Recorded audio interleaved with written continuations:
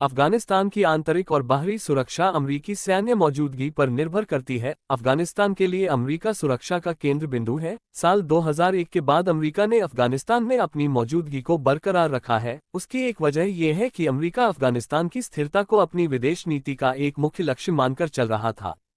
तभी से राजनीतिक, आर्थिक और क्षेत्रीय रूप से स्थिर अफगानिस्तान अमरीकी विदेश नीति की प्राथमिकता रहा है। लेकिन ट्रंप प्रशासन अब अपनी नीति में बदलाव करना चाहता है। राष्ट्रपति बनने से पहले चुनाव लड़ने के दौरान ही ट्रंप ने कहा था कि वो अमरीकी सैनिकों को इराक और अफगानिस्तान से बाहर लाना चाहते हैं। भारत ने उनके लिए संसद की इमारत बनाई है, बांध बनाए हैं, सड़कें और बुनियादी ढांचा तैयार किया है। अफगानिस्तान में भारत की छवि बहुत सकारात्मक है। लोग भारत को पसंद करते हैं। भारत की भूमिका पर सवाल। लेकिन अब जिस तरह के समीकरण बनते नजर आ रहे हैं, उसमें भारत की भूमिका पहले जैसी नहीं रहेगी। भारत तालिबान को मान्यता नहीं देता है और भारत कहता रहा है कि तालिबान अपने इस्लामिक एजेंडे से बाहर नहीं निकल सकता। तालिबान के सत्ता में आने से पूरे क्षेत्र में जो उग्र इस्लामी ताकतें हैं, उनमें जोश भर जाएगा। उदाहरण के तौर पर पिछली बार जब तालिबान ने बढ़त हासिल की थी तो भारतीय कश्मीर में चरमपंथ बढ़ गया था। संदेश ये जाएगा कि जब हम अमेरिका को भगा सकते हैं तो बाकी को भी खदेड़ सकते हैं। इस प्रक्रिया में पाकिस्तान का महत्व एक बार फिर बढ़ गया है। पाकिस्तान अमेरिका के लिए बड़ा महत्वपूर्ण रोल अदा कर रहा है। राष्ट्रपति ट्रंप ने पाकिस्तान के प्रधानमंत्री इमरान खान को अमेरिका भी बुलाया है। ट्रंप ये संदेश भी दे रहे हैं कि अफगानिस्तान के लिए पाकिस्तान महत्वपूर्ण है। ट्रंप ने अगस्त 2017 में जिस नीति की शुरुआत की थी, उसमें दक्षिण एशिया में भारत को तरजीह दी गई थी। ऐसा लग रहा है कि उसमें बदलाव आ रहा है और अमेरिका दोबारा पाकिस्तान को सेंट्रल रोल में लाना चाहता है, क्योंकि पाकिस्तान के बिना तालिबान बातचीत आगे नहीं बढ़ाएगा। अफगानिस्तान शांति प्रक्रिया में पाकिस्तान अहम भूमिका अदा कर रहा है। पाकिस्तान की बढ़ती भूमिका से भारत की परेशानी बढ़ सकती है। इससे क्षेत्रीय समीकरण भी गड़बड़ाएंगे। हालांकि बदलते हालात में भारत ने भी अपना रवैया थोड़ा बदला है।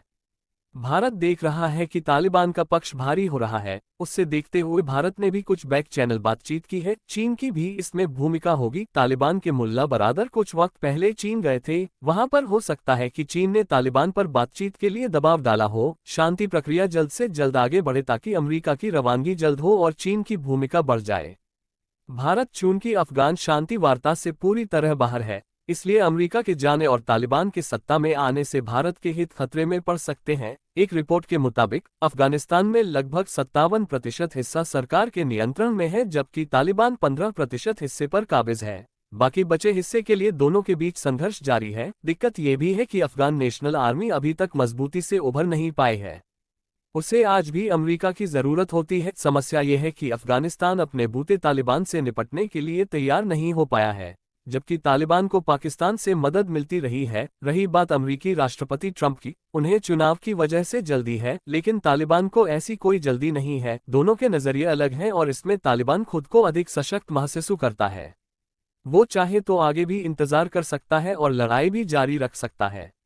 इस बात पर उन्हें काफी समर्थन मिला, क्योंकि अमेरिका 2 दशकों तक चली इन 2 लड़ाइयों से थक चुका है और चाहते हैं कि राजनीतिक सत्ता घरेलू मोर्चे पर अधिक ध्यान दे। ट्रंप ने चुनाव में इसी बात को भुनाया और अब चाहते हैं कि अगले चुनाव से पहले अफगानिस्तान में कुछ ऐसा कर दिखाएं कि कह सकें, हाँ मैंने अपना वादा पूरा किया।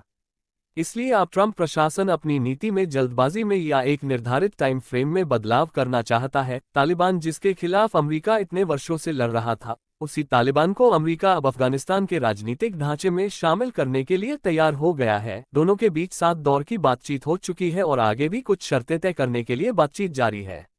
बड़ा बदलाव यही होगा कि अमेरिका कल तक जिसके खिलाफ लड़ रहा था, वही अब अफगानिस्तान के सरकारी तंत्र और राजनीतिक ढांचे का हिस्सा बन जाएगा। इसकी वजह से अमेरिका ये कह पाएगा कि अफगानिस्तान में अलग अलग धड़ों में राजनीतिक सुलह हो गया है। मौजूदा राष्ट्रपति अशरफ गनी और उससे पहले सत्ता में शामिल रहे राजनीतिक धड़े वो अभी तक तालिबान के खिलाफ थे, लेकिन तालिबान ने ये संदेश बार बार दिया है कि वो कहीं भी हमला कर सकता है।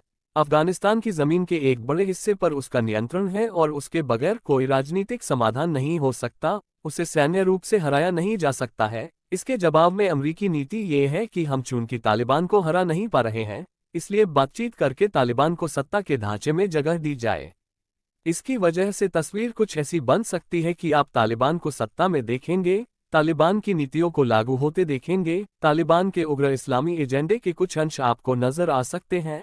अमेरिका और तालिबान के बीच 7 दौर की बातचीत हो चुकी है। लेकिन अभी ये स्पष्ट नहीं हो पाया है कि किस शर्त पर तालिबान को सत्ता में लाया जा रहा है। संकेत ये है अभी तक कि कुछ भरोसा अमेरिका देगा और कुछ गारंटी तालिबान देगा। इसमें तालिबान ने अफगान धड़ों के बीच बातचीत और अपनी ओर से संघर्ष विराम की बात कही है। इससे पहले तक तालिबान का कहना था कि हम सिर्फ अमेरिका से बात करेंगे, अशरफ गनी सरकार से बात नहीं करेंगे। तालिबान का तर्क ये रहा है कि सरकार तो कठपुतली है और असली नियंत्रण अमेरिका का है, इसलिए हम अमेरिका से ही बात करेंगे। लेकिन अब तालिबान का रुख बदला है।